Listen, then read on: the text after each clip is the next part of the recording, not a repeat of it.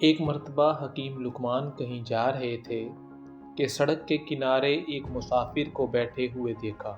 مسافر نے حکیم لقمان کو اپنی جانب آتے دیکھا تو پوچھنے لگا، میں یہاں سے شہر کتنی دیر میں پہنچ جاؤں گا؟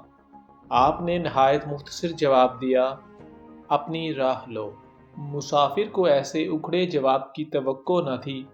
وہ بہت مایوس ہوا، لیکن پھر ایک بار سوال کر دیا، جناب عالی، آپ نے شاید میرا سوال نہیں سنا۔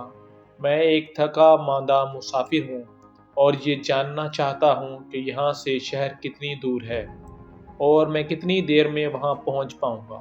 حکیم لقمان نے کہا، میاں کہہ تو رہا ہوں اپنی راہ لو۔ مسافر نے آپ کو پاگل سمجھ کر پھر کوئی سوال نہیں کیا اور شہر کی سمت چل پڑا۔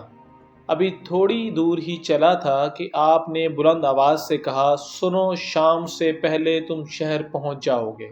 مسافر حیرت زدہ ہو کر واپس لوٹا اور پوچھنے لگا، جناب، جب میں نے آپ سے سوال کیا تو کوئی جواب نہیں دیا، اور جب میں مایوس ہو کر چل پڑا تو آپ چیخ کر بتا رہے ہیں، بھلا یہ کیا بات ہوئی؟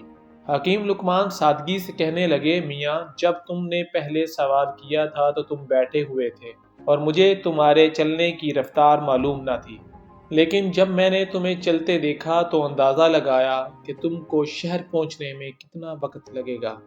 اسی لیے میں نے تمہیں کہا کہ شام تک شہر پہنچ جاؤ گے۔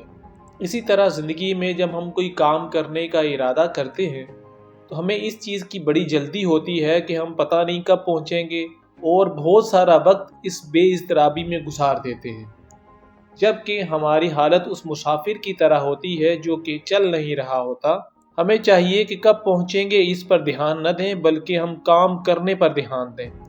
جب کام کریں گے تو انشاءاللہ ہم کامیاب ہو جائیں گے۔